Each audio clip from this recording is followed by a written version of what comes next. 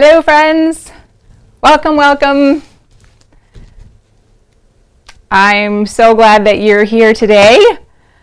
All right, so I'm Kelly Vaughn from KnitSwag, and as always we're going to talk about number knitting. And if you're new here, and hopefully we have some new folks here, this is the original modular garter stitch book. It was published in 1952 by our beloved Virginia Bellamy.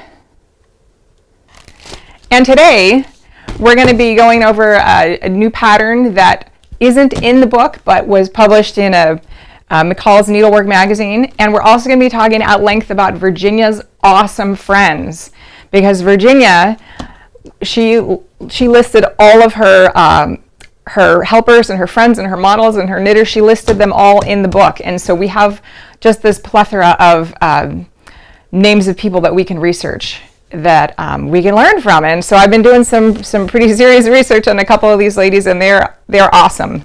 So hey DJ, hey Mishi B, welcome. Okay, so we've been talking about the tropical leaf car throw, and let me show you that real quick. And that was our knit along for spring. Yeah. And this is the lovely blanket. I colorized it according to the colors that Virginia suggested. And in the original book, it was just black and white. But what I love about this, besides the fact that, you know, we've got the chart, we've also got this grainy, teeny little picture. And I showed last week how I did some research on, I did a lot of research on that car to find out what in the world it was. And after hours of research and a couple of car museums, I determined that it was a 1940 Chrysler Windsor. And it was probably one of the last cars to be produced in the U.S. before, one of the last models of cars to be produced in the U.S. before the U.S. government commandeered all of the factories to turn them into war machines. So we know what the car was, but I thought, wouldn't it be cool if we could find out who was driving the car? And friends, I found the driver of the car. If you could believe that, it's crazy. So if you look in the beginning of the book, in the introduction, I went through and I highlighted all the people in the book so I would know who to research. And I've been researching them one by one, and I've tracked down a lot of them. But the one that I thought was interesting, that I've been doing research on lately, is Dr. Hilda Libby Ives. And so the reason that I thought I should research her, besides the fact that she's just listed in the book, she's listed as a doctor. And so a number of the other people that are listed in the book, you know, I researched them, and they were born in 1930. And so this book was published in 52. So chances are good, if they were born between 1930 and 1935, by the time 1952 comes around, they're probably not going to be doctors. Because most of the women back then, you know, they got married, they had kids, and they were very, very busy being homemakers and moms. But I thought Dr. Hilda, she could probably be older. And there's only a couple, I think she's the oldest person. Of all the pictures in the book, she looks the oldest. And I thought maybe that's who it is. And so I did some research on Dr. Hilda Libby Ives, and I found that she wrote a book. And I checked it out from the library, and you can too. So let me show you that. This is her book, and I put a link to it down below, so you can see it if you on the Internet Archive if you want. You can check it out. I think you get 1 hour to read it. I went through my library, and I got an interlibrary loan, and so I've got it for a few weeks. But what's so interesting about this is that it gives, you know, her story, which I don't have the whole, my book doesn't have the dust jacket, and so I don't have the dust jacket, so I don't have the inside, because usually they have the the information printed here, and then it's like finished, like the rest of the story is in here, and my library copy doesn't have the dust jacket. So we can, however, read what is on this dust jacket. And so Dr. Hilda Libby Ives, I think she was about 6 years younger. No, she was about 6 years older than Virginia. And she got married at, I think, age 19 and a half, she says in her book. And she had some kids, married the love of her life. And then they went to church like on and off sporadically. And then this is what really kind of like struck it to me, because I've talked in the past about how Virginia was a single mom and like how hard that must have been back in, the first the 20s and then again in the 40s and 50s. So Dr. Hilda Libby Ives, after church one day, her husband got sick, and it turns out he had the Spanish flu, and 12 days later he was dead. And that was, I believe, in 1915 or 1916. And it got me to thinking, okay, Virginia had gotten married in 1913, and she had her son in 1915, which was like kind of like the height of the Spanish flu. And then just a few years later, I don't know how many years later, but like not long after that, she got tuberculosis and was committed to a sanatorium. I still don't know how to say that word, but she had to go to a TB ward for a while, and that happened pretty quick after the Spanish flu outbreak, and that must have been really, really scary for her. So just kind of like a timeline for like when that happened for Virginia, and like some of the things that she must have been really scared about, because like we just went through a global pandemic for a few years, and a lot of people were separated from their spouses, and a lot of people died, and it just was like it was just as awful back then. But like I don't even think they had antibiotics to fix it. But anyway, so Dr. Hilda Libby Ives, she wasn't a doctor yet. She was a mom, and suddenly I think she had 4 kids, and then she was without a husband, and like. So anyway, that must have just been really terrifying for her. So this story is it's interesting because it's written in like little. It's called All in One Day, and it's written in like little. There we go. Little chapters.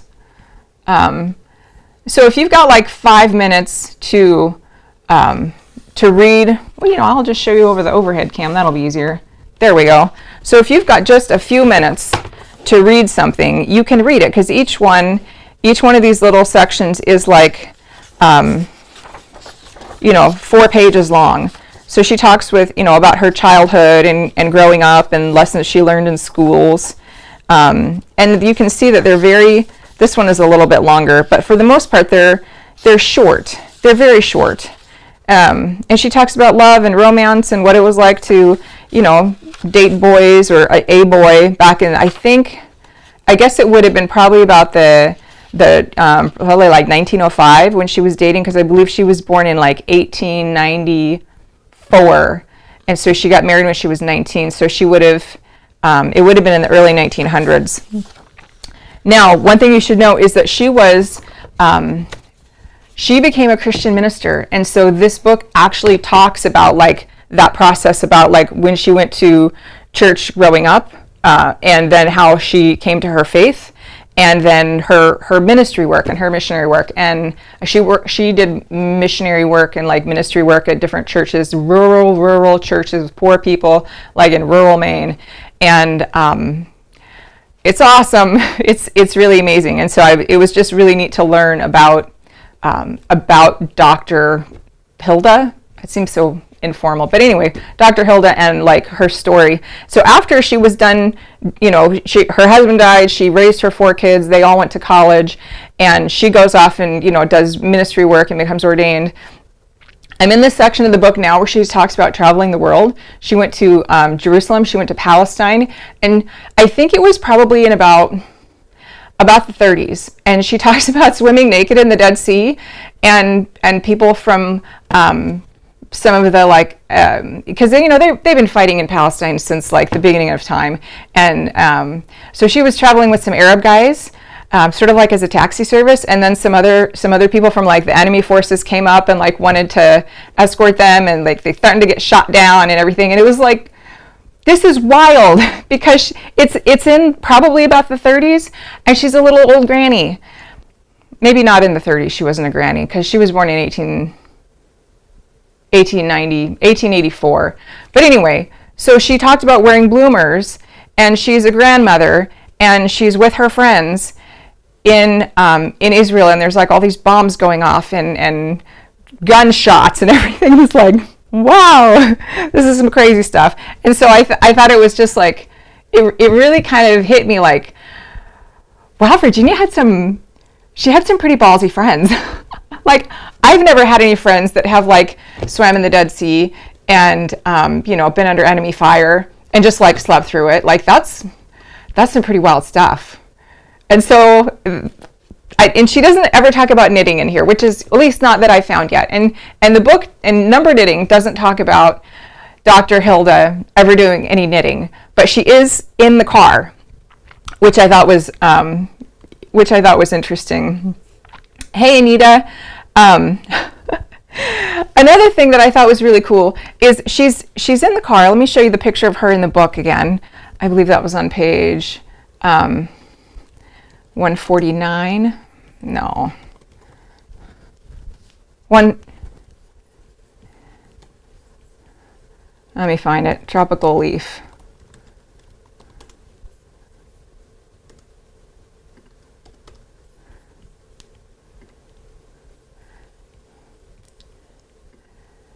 Okay, here is the picture of Dr. Hilda. Okay, so this was probably in about 1951 or 52. We know that this is a 1940 Chevrolet, not Chevrolet, Plymouth, Windsor. Okay, here's what is interesting. In this book that Dr. Hilda wrote, at least, and I'm like 3/4 of the way through it, there's at least 4 times where she talks about cars. 4 times. And like with pretty specific detail too. So you got to think, she was a widow at a pretty early age. She was a single mom. She was a missionary minister, going to all these different places, driving herself all around. And she talks about driving like through blizzards, through the snow, getting stuck in a ditch. Like one time she had a slightly inebriated farmhand like pull her out of the ditch and drop her off at some stranger's house because he was a garage man, a mechanic to fix her car. And so another time she talks specifically about driving her Ford. Like, I don't know how many of you ladies, and if there's any men here, you probably might, but girls, we're not as into cars. But like, I don't know how many of you refer to your car specifically by the make of it. I mean, maybe, but like she specifically mentioned my Ford. I thought, oh, that's interesting. So she was into cars, and you got to think, like, she was born before cars were really a thing, and in the early days of cars, I mean, it was sportsman type of thing. Like, the reason they had flat tires mounted on the back of the cars is because the tires always went flat because the roads were all rutted, and it was like kind of a dangerous thing. Like it took kind of like, strong guys to be able to like jack up the car and like put the tire back on, and so she was kind of like, she got to live through that experience of like the car culture kind of coming of age. And so she talks several times about cars in her book, and I'm like, Dr. Hilda, that's awesome. I love that, because I work in my regular job is very much in a male industry, and it's refreshing when I see other women that are like out there strong and capable and like just working right alongside with the guys and doing their thing. And I'm like, that's really cool. Love that. On that note, so I went on a work trip recently, and I had to have some extra camera equipment, and I put it in my new bag. Okay, so let's do this camera. That's a little bit better view. So this is a duffel bag. that DJ made for me. And I love it because it's got tools all over it. It's got a hammer and wing nuts and eye bolts and screws and nails and wrenches. And it's got like a rubber mallet. I love this.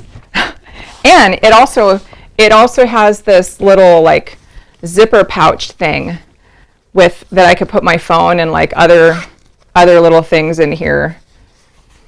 Anyway, so like normally if I was to take a project bag like on a job site, like a lot of project bags that are made for knitters, they're kind of girly, which is cool, but like I wouldn't take them on a job site. You know, where I'm expected to wear steel-toed boots, but like this, I could totally take this, and I totally did take this to a job site, and like no one is going to give me the side eye. Now, if I get pink steel-toed boots, they might look at me a little bit funny, but if I show up with my black bag with tools on it, like I don't even think they'll say anything one way or the other.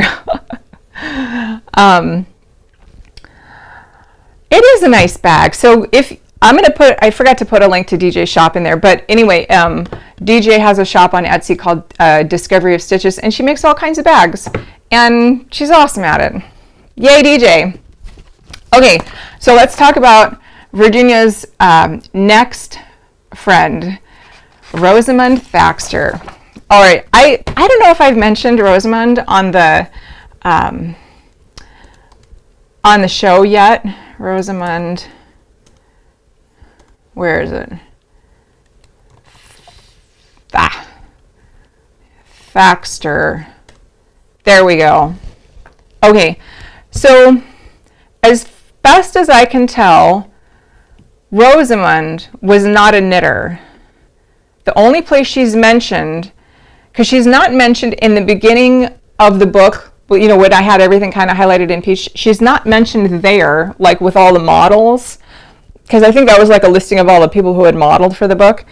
But like all the test knitters and her students and her friends that like contributed stuff toward the book, she just kind of like sprinkles them throughout the book. And no joke, guys, I've been working on this for 8 years. I just found a new name last week. I thought I'd found them all. No. Okay, so Rosamund is mentioned here, and it's about this quilt. It says it's owned by Rosamund Thaxter, and she lives in Kittery Point, Maine. That's it. That's all the information that we have in Rosamund. So like I did some research, and I found surprisingly a lot about Rosamund. So let me show you what I found.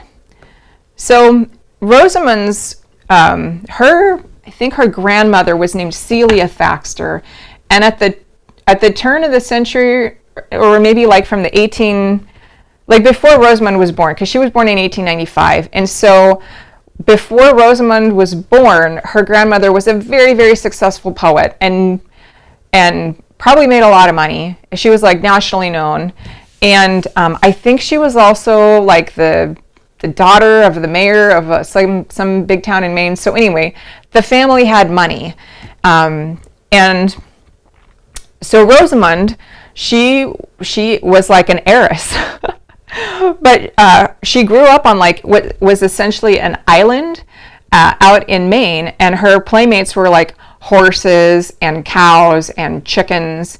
And according to her book, she like didn't do that great in school. It wasn't very smart, and she just like, you know, she was a farm girl, but they had a ton of money. And so Rosamund had like the ability and the financial means to like travel the world. She never got married, but she became a Girl Scout leader for like 50 years. And she even met, at one point she had met Juliet Lowe. And like, okay, I don't know how many of you were Girl Scouts growing up, but I was a Girl Scout, and my mom was a Girl Scout leader. And like we went, not just a leader, but like she put on the camps. And like we went to the big jamborees, and like the regional celebrations where like 5,000 or 10,000 Girl Scouts show up. And so it was like It was a big deal in our house. And so when I read that she met Juliet Lowe, I was like, oh my gosh. So Juliet Lowe founded the Girl Scouts. And that's like a whole nother interesting historical research. But like Rosamond had met her. And I think probably because, I don't know when the Girl Scouts were founded, but like probably about the same time. You know, they kind of like, Rosamond grew up with the Girl Scouts as the Girl Scouts were growing up. And so she was very, very involved with Girl Scouts. And so for 50 years, she was a Girl Scout leader and like was in the parades and, you know, went camping with the girls and like taught them all sorts of things. And so, because she didn't have to earn money for a living because she had money, so she was able to like, during her lifetime, she became a realtor and like helped all sorts of people with real estate transactions. But she also had a foundation, and so her foundation still exists. It is in Kittery, Maine. She still does grants every year. They specialize in history, healthcare and social services, land conservation, education, museums and libraries, and the arts. And she wrote a couple of books. One of them is called Sandpiper. It's the biography of her grandmother, Celia Thaxter. And what's noteworthy about that is Rosamond never met her grandma. So like the year that she died, or like the year that her grandma died was, you know, right around the same time that Rosamond was born. So they never got to meet.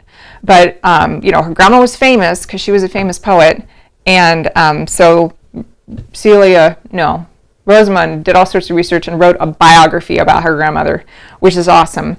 The second book is all about her. It's like her memoirs, and she wrote it for her family. And you guys, it took me a couple of months to track this down, because I've been working on researching Rosamond for months now. And her biography is called Aunt Rosie Remembers, and it's very short. It's like 45 pages, and it's a great read.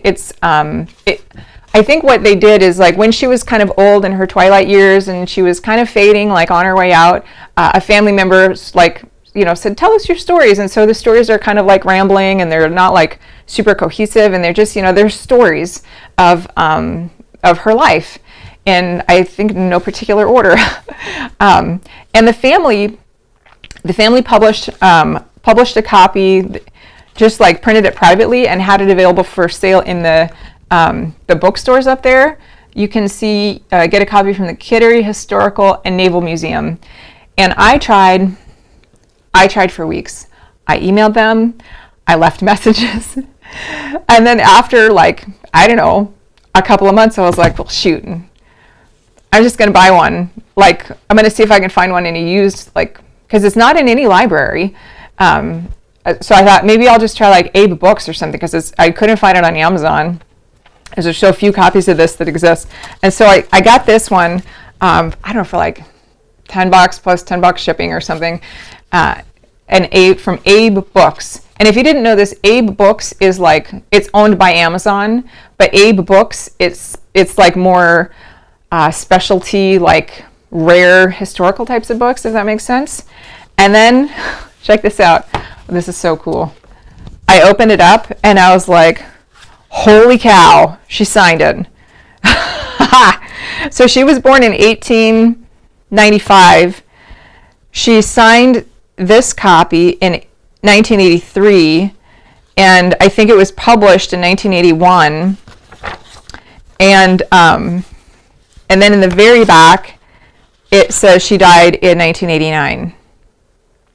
Yeah, so Aunt Rosie has got all kinds of stories about, like, her education, what she did during World War I and II, her world travels. She had some wild world travels, and apparently she still has on the island where she lives, she had this little cottage. It was called Gull's Cottage. It was basically a shack, but it was her favorite spot in the world, and it's still there, and it's still open for, like, if you're stranded or you need a break or whatever, you can, like, go out to the island and go on the Gull's Cottage, and it's literally still there, which is awesome. So anyway, if you want to read more about Rosamond, I put a link in the notes for her foundation. But also, okay, so I waited for like I waited until I couldn't get a hold of the Naval History Museum, so I bought my own copy. And then I went on a 2-week trip, and this was in the mail, and I was like, hot diggity dog, I got it. And then also in the mail was another copy.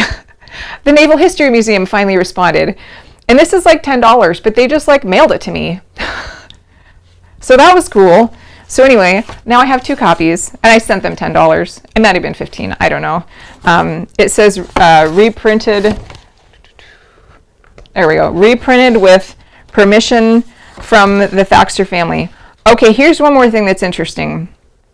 Because this is a very small part of Maine, it's very tight-knit. It says picture by Douglas Armsden. Okay, if you've been watching this show for a while, you may be familiar with that name. That was also Virginia's photographer. Photographs by Douglas Armsden. And also, this is wild. Mr. Douglas Armsden is listed as a photograph, and Mrs. Douglas Armsden and her daughter Beverly are listed as models in here. And then if you go to the Rosamund Thaxter Foundation and you look at trustees,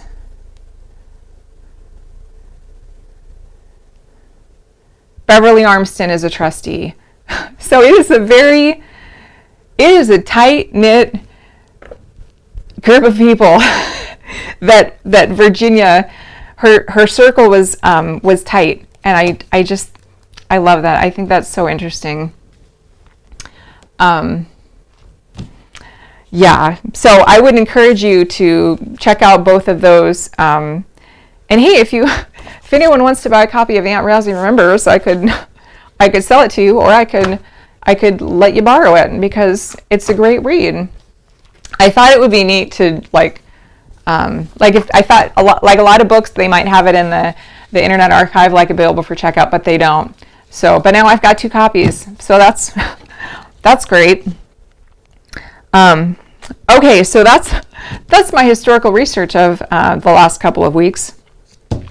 So I was thinking about how Virginia had some such cool friends. And there's things I've been finding out about these people. I haven't shared everything about them because I'm still putting some of the pieces together. But the more I learn about her friends, the more I'm like, dude, Virginia must have been cool. She must have been really cool, because her friends, the ones that she lists, they're really interesting and they're successful.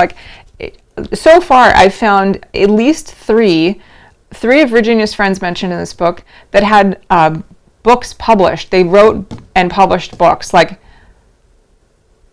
know one person, I have one friend that has written a book, and she had 3, and that's just the ones that she mentions in Number Knitting. She surrounded herself with some really smart, really interesting, really hardworking people that had some crazy life experiences.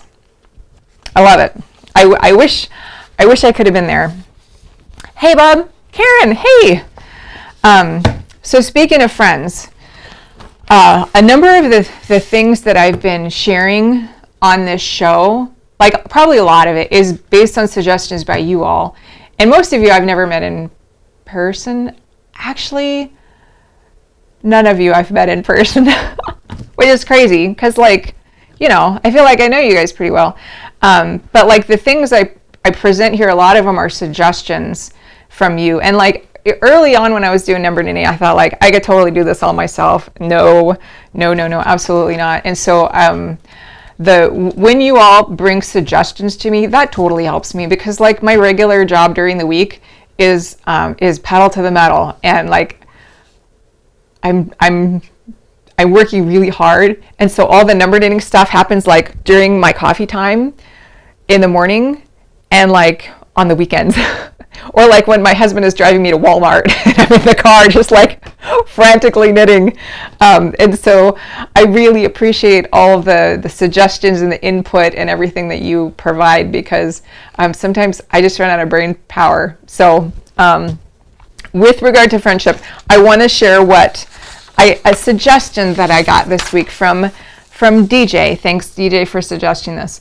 So I don't normally I don't pitch a lot on here, but DJ told me I should show this, and so I'm going to show this. Okay, so a few years ago, I made some graph paper, and the reason I made this is because I do Christmas stockings, and like if you're going to do a Christmas stocking with somebody's name on it, you know, you want to be able to draw out the letters and so you can see what it looks like. But if it's just square, it's hard to see what the shapes are going to look like, especially like if you do a top-down stocking like I do, and then the stitches are upside down.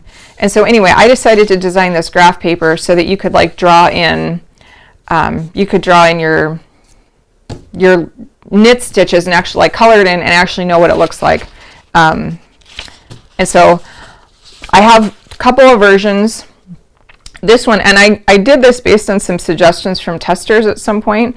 It's got every fifth row is a little darker, so it like helps you keep track of the number of stitches. And that one, and then I've also got one that's like doesn't have that, so it's plain. And then I have so those are like digital downloads, and then I have these hard copy ones. And again, this is based on like suggestions from testers, and it might be a little hard to see. This is the same idea, but instead of every fifth row the stitches are darker, there's like this little cyan line. And so, you know, like regular graph paper has got like the little ruled lines, like every fifth or every 10th one is a little thicker and it's blue. This is the same idea. But with this one, I have it in different sizes. And so it's, you know, it's small and horizontal, and then it's like big and horizontal. And then I've got small and like portrait, and then big and portrait. And so, and it comes in like these pads. Anyway, I put a link down to those below if you're interested. They're small. They're like 8.5 by 5.5. So they're like half size. You can put them in a project bag. And then another thing, I did this in November, and November must have been hectic for me or something, because I designed this file in November, and then I just forgot about it until DJ asked about it today or yesterday, and I was like, you know, I think I already made that. So because this is all about garter stitch, I made garter stitch graph paper. So like most people don't incorporate, like if they're going to do color work, they do it in stockinette stitch, but like some people want to do garter stitch with color. Like I've done some, like if you wanted to do a Fair Isle, no, intarsia. Intarsia is the one where you like, you know, you lock the yarns behind, and so you can like do like block sections. And so I did some garter stitch graph paper also. Anyway, because this is a show mostly about garter stitch, I thought I would show that. So there's links to all that stuff below. So thanks, DJ, for the suggestion. I appreciate it. Because I don't talk about that stuff too much here. Okay. Where's my notes? Ooh, so the 5-point scarf. We had talked about that last week. Let me show you that.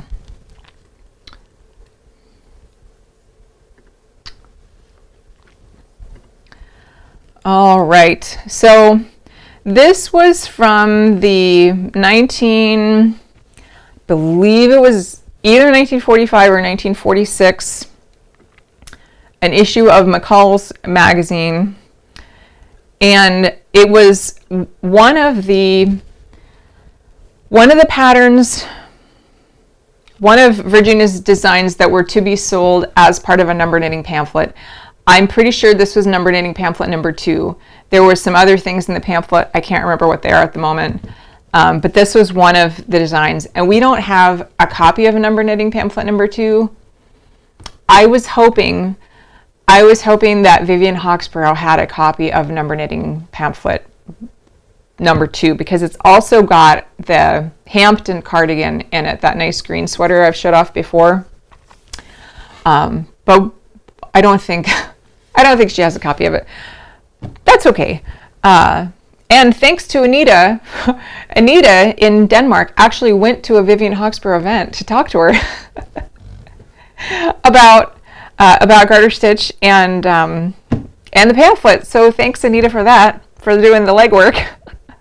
But anyway, so we have this picture and of the girl wearing it, and it's super cute. And it just occurred to me today, it's only got beads. It's only got beads on the front. Like the rest of it doesn't have beads, which is fine. And why does that matter? I'll explain in a minute when you see mine. So Virginia does something that's really great. She laid the scarf out flat, and if you zoom in and use your imagination a little bit, you can kind of see like how the garter stitch ridges go. And so what I did is I charted it, and I came up with an approximate gauge. Pretty sure I got the right number of stitches. I think this box number is wrong, but that's all right. It's a free pattern. So you can use your own box number. So what you need to do to get this pattern, I added it to the KnitSwag website. If you just go on knitswag.com, as soon as you get there, there'll be a pop-up. Hey, would you like this free pattern? And you just enter your email, and then you get the pattern. But it's free, so it's got a mistake in it. Sorry about that. I didn't catch it until later. But let me show you. I knitted one. It's got just a couple issues, but that's how I roll. So let's take a look at that. Camera 3. Get this stuff out of the way. Woo! Okay, so the reason I mentioned the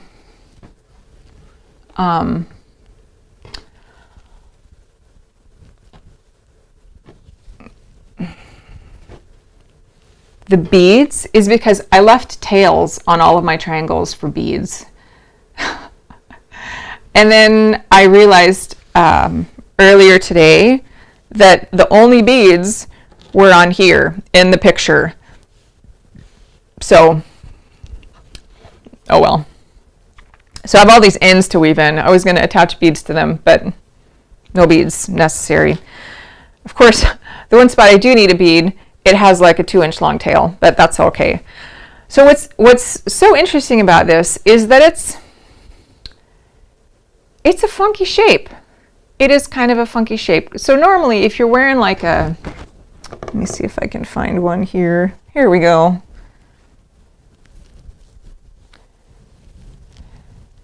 Nope, that's not right. Here, this one. Okay, normally if you're wearing just a triangle, right? So we got a triangle shawl here, and you want to put it on. If you want to keep it secure, you can tie it like that. That's like your option for keeping it secure. Or you can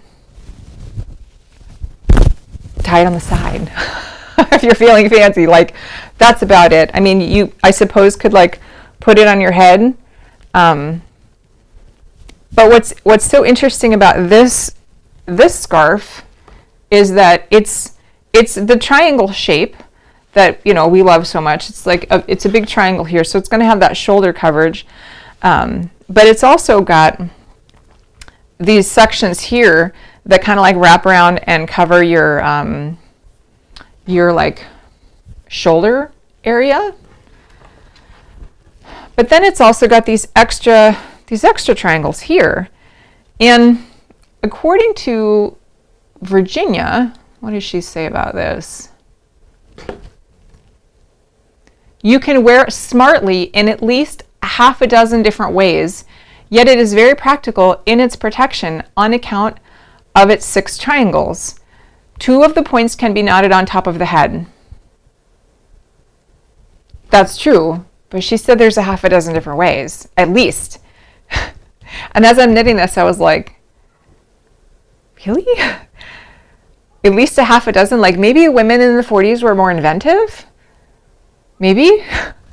So anyway, I thought I would I would try it on. And if you look in the picture, the way that she's wearing it, it's got the did I do it wrong? I don't know. The bias edge kind of like falls in the center. And it's on the bottom. Yeah, I think I did it wrong. That's okay. But I'm gonna go for it anyway. We'll try it both ways.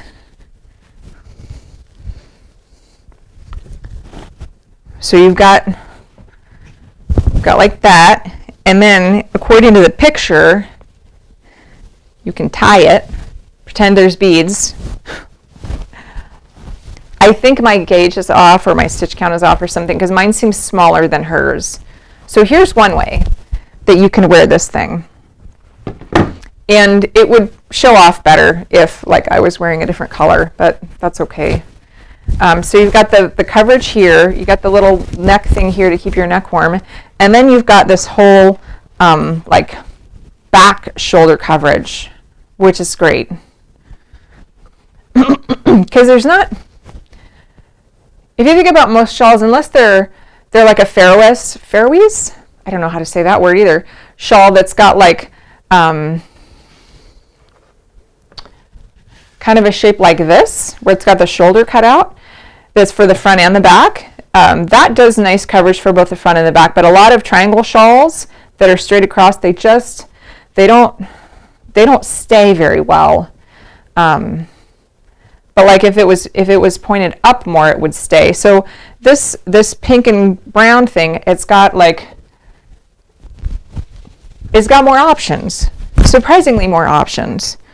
I'm surprised that some of the like modern knitwear designers that do funky shapes like haven't come up with something like this, because I've seen a lot of interesting shapes, like, you know, trapezoids, where like the shawl is, you know, thicker on the bottom and it like tapers up like birds of a feather, and you know, that's interesting. And you know, what are some of the other ones with you start with a garter tab and it's like asymmetrical crescent shawl? Interesting. This one is extra interesting because it's got like these extra layers on it.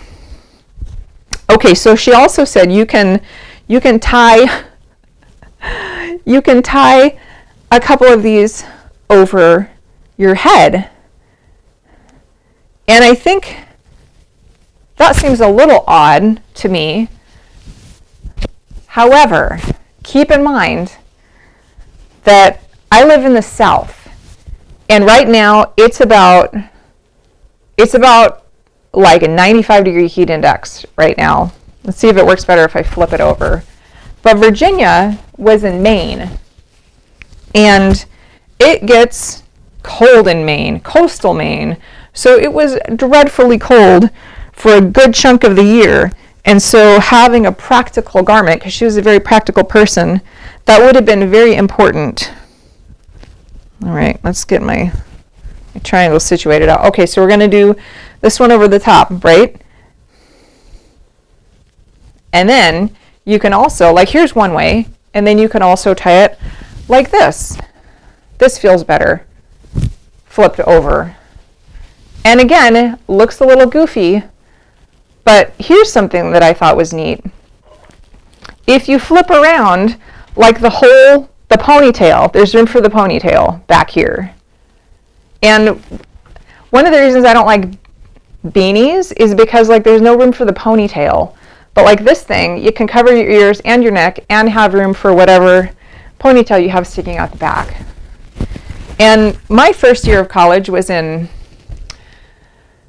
Minneapolis, and I came from San Diego, and I was ill prepared to live in Minneapolis for the year during the coldest winter on record.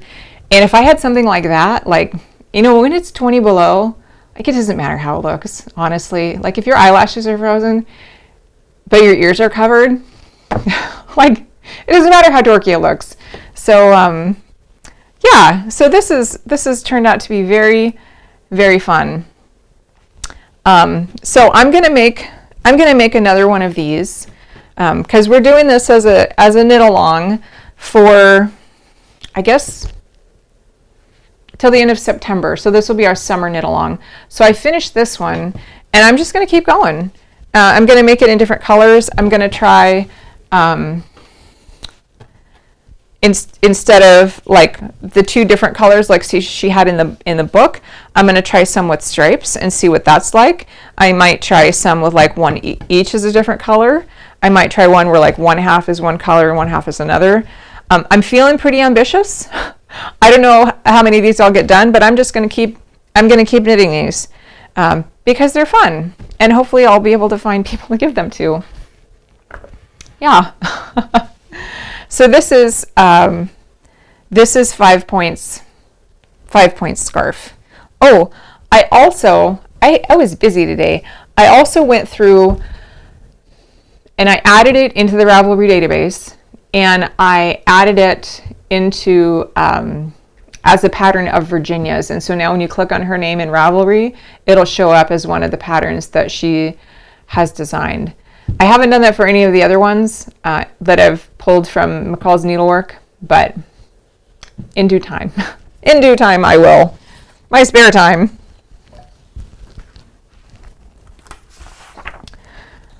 Okay. We had talked about, where is it? The winged blouse. This was gonna be like our summer knit along, but the construction is so funky, and it's a lot of knitting, and I appreciate those who are attempting this. That's awesome. But I'm thinking, like, from a practicality standpoint, like the 5-point scarf is a lot more attainable. Like, you can get that done in a couple of weeks, but this, depending especially on your size, this could take a while. This is a lot of knitting. But hey, if you finish a winged blouse, special prize for you. All right. Next up, I thought it would be fun to show off a few more items from that book that I had talked with you a couple of weeks ago about. It's called Unexpected Knitting by Debbie New. And there's a few more garter stitch things in here that I just think are really, really wild and worthwhile. This one is called A Better Mousetrap Sock, and the whole thing is in garter stitch. And there's a miter right here. I haven't looked at the toe construction, but yeah, I don't know if you've ever seen a garter stitch sock before, but that's pretty awesome. She doesn't necessarily give a lot of instruction. It's very general, more of guidelines. Here's another one. It's like a baby version of the sock, again in garter stitch, and it has like this matching. It's mitered. It's like a mitered corner like Virginia does, but it's not. This one is all in stockinette stitch, and she has a few other wild versions of it, doing like color work. And this one's got calf shaping. Looks like there's some short rows right in there. So if you are up for like a big adventure, like you really want to kind of push the limits with your garter stitch construction, this is a very cool book to get. There was one more that I wanted to show in here. It's called The Labyrinth. There it is. All right.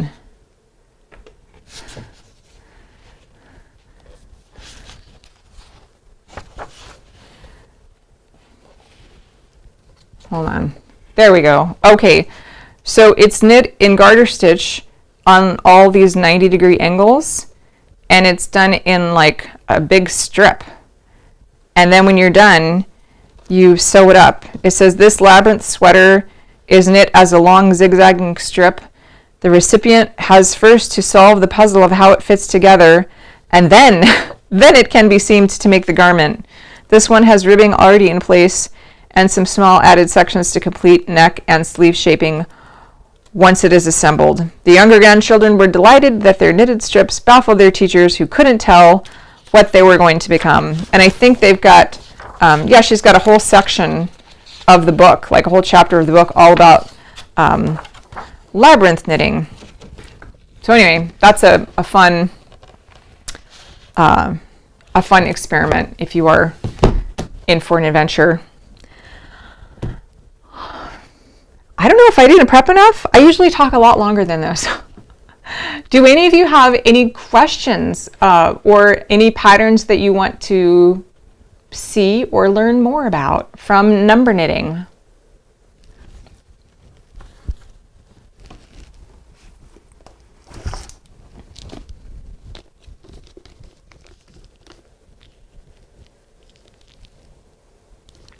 If not, I'm going to call it a little shorter than normal, and we will pick it up again next week. I did want to show you my my schedule. Another suggestion I got from a friend, let's see, is to come up with a summer schedule.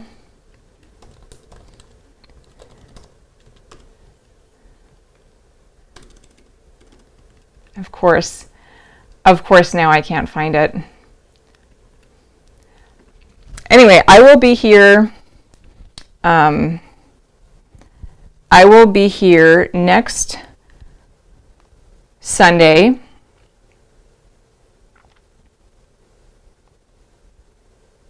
Nope, I'm off next Sunday. But I will be here the following 2 Sundays. We're going to be out of town next weekend, so I won't see you then. But the 2 weekends after that, I will for sure be in town. And and I'll have more good historical content for you. I have a trip coming up in August. I'm going to Maine, and I'm going to go visit all the places that Virginia talked about. Like I'm going to drive past the Lanier House and the Lanier Barn and the exhibition barn and the museums and the brick house where she did her presentations. I'm going to go see all of it, and I'm going to go see her grave. I'm sure my husband's thrilled about that. Like, hey, honey, we're going to the cemetery. But I'm going to go and do the pilgrimage of all things Virginia. So that should be a lot of fun. And I will take lots of pictures, and I'll have some great stuff to share with y'all when we get back from our trip. But I will be out next week. Mishibi says, first Mora says, what weight of yarn are you using for the scarf? That was like a light, nope, yeah, there we go. This was like a light fingering weight. This is it's a single. This pink one is slightly thinner, ever so slightly thinner than the brown one. But for reference, the brown one is a Tosh Merino light. And so if you wanted to look up the specs on that, that'll tell you how many wraps per inch. I would check, but I don't have my wraps per inch tool. But it's like a sock yarn, but because it's a single, it's got a little bit more heft to it. And I did this, I think,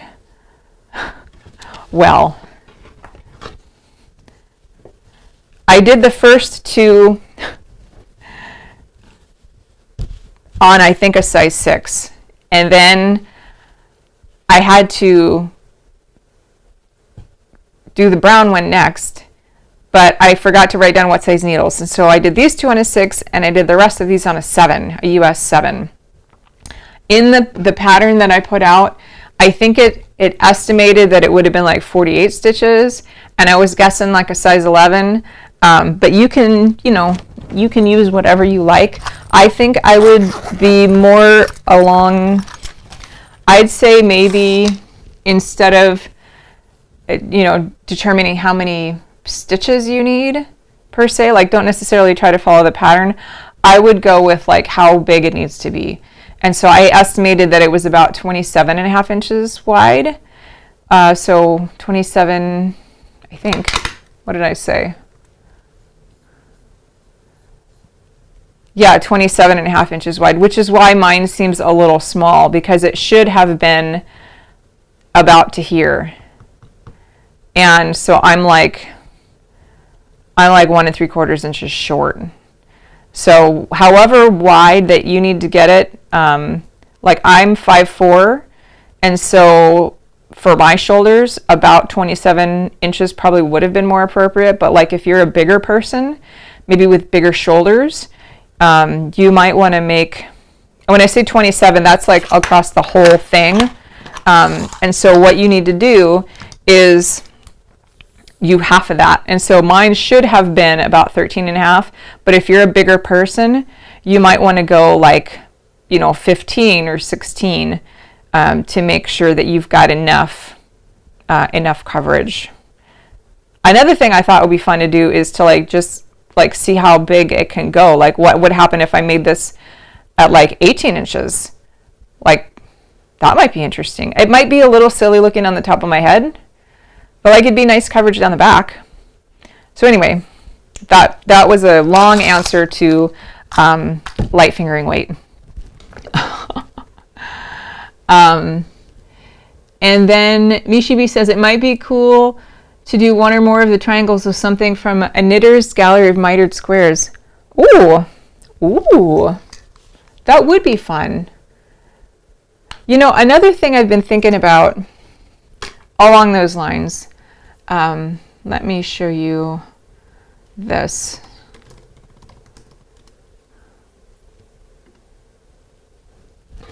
So on page 143 in the book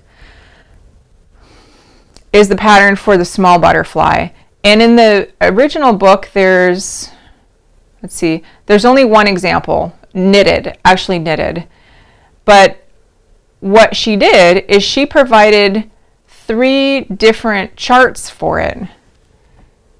And in here it says, from the 3 designs on the chart, it is evident that the outline drawing may be drawn a dozen times, and each drawing will suggest a dozen interior designs. And so what she's saying that you can do for this scarf, and I think the same idea is applicable to this triangle scarf, this 5 points triangle scarf, is it just draw your outline and then fill it in with your triangles however you want.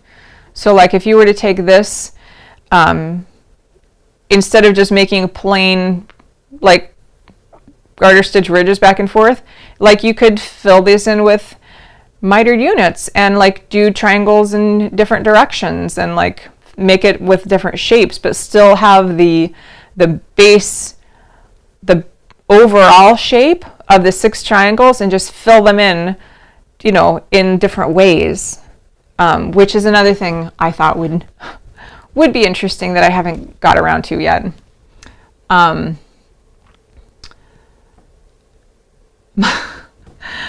husband is pretty good-natured. He's very good-natured. But there are limits. Like if I was to go out wearing this, that would be a no. Unless we were in Wisconsin and it was 40 below. Yeah. But yeah, that's some other ways that you might want to experiment with this. I wanted to do it like faithfully the way that was done in the book, just to, just for, I guess, to like really get it the way that she presented it, and it's like the simplest form, and then kind of do takeoffs from there. Because I think that if, like, the more complicated it gets, the more it can get like, you made that, didn't you? My husband says that to me sometimes. They made that, didn't they? I'm like, yeah.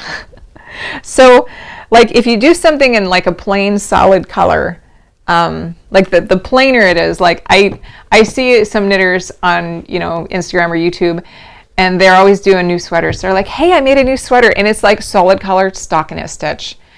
And I think, well, that's boring. But at the same time, like, you know, strangers probably aren't going to give them the side eye for wearing something too crazy. So, but as far as this pattern, like I tried another version of this so far, and I did, I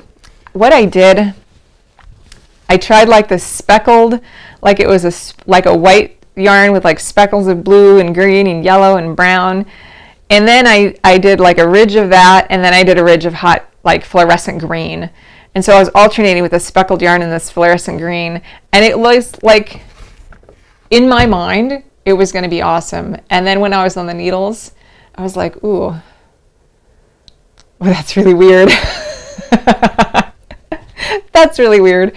And so, like the more adventuresome the color choices and the construction become, like the less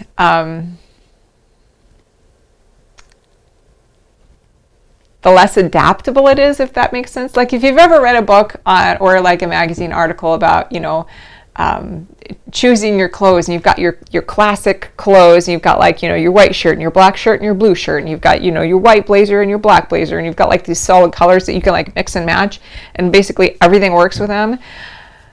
Like the more adventuresome that you get in the colors and the shapes, it's like the more that this competes with everything else that you're wearing. And yeah, so that makes it hard for me because I'm a little challenged fashion-wise, maybe a lot challenged fashion-wise. And so like I need things that are like really forgiving, that I can wear like with confidence and not screw up my outfit by looking silly. So oh, Bub says the 5-point scarf popped up in my Ravelry. Oh, recommended for you last night. Maybe that's because I just added it to Ravelry today. Huh, maybe it's because of the time zone. Maybe it was last night. Wearing the scarf tied on top may have been to keep your hair in place while in the car. You know, that's true, because if you ever watch any old movies, you know, they got the girl and the guy, and they're in the convertible, and they're driving down the road. The girl's always got sunglasses, and she's always got a big headscarf on. And so that makes a lot of sense in that sense, because like, I don't know if more people had convertibles back then, or if that's just like something we've romanticized about the 50s and the 60s. But I knew a lady, like one of my classmates growing up, his mom drove like this 1960s pink convertible, and she had a flat top, you know, and it worked.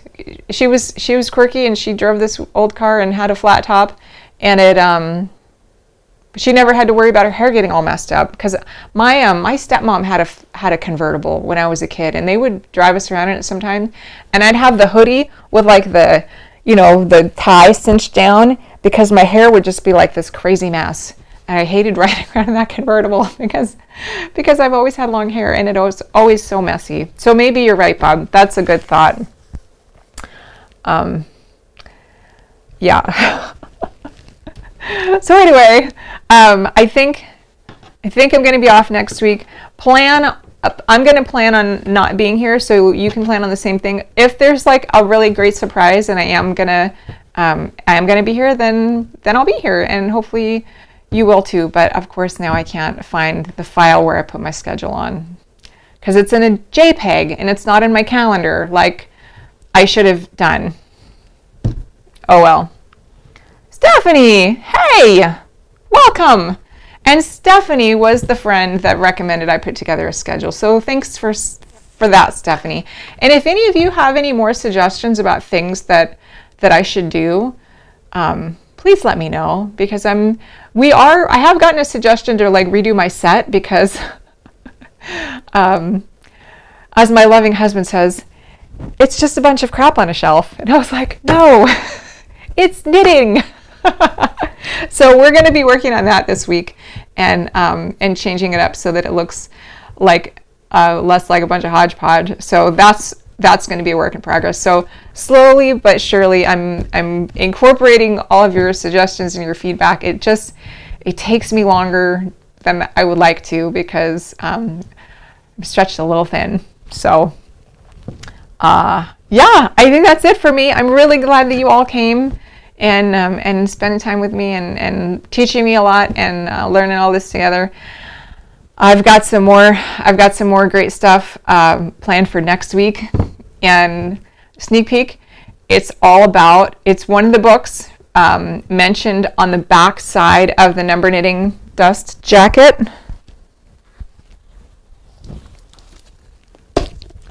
It's one of these books. And does that show up mirrored? I don't know. Let me try this, just to be on the safe side. And it's all about bridal advice for the 1950s housewife. So we're going to be talking about that, and it's going to be tons of fun. Okay, I think that's it for me.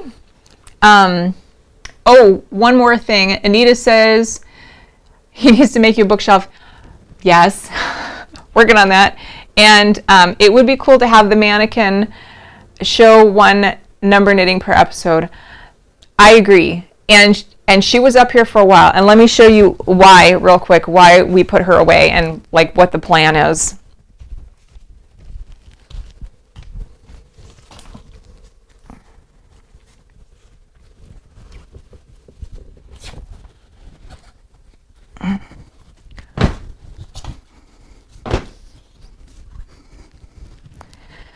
So I found that once I put her up here, she makes a big shadow, and like the whole background gets dark. And so we haven't figured out a way to rectify that yet. But in the new set design, she's going to be a regular part of it. We just haven't got that far yet. But the mannequin is coming back. Yeah. Thank you again for all your suggestions and your friendship. And that's it for me this week. Until next week, keep knitting, and be sure to post your progress in Ravelry. And I will see you next week or the week after. All right. Bye, everybody.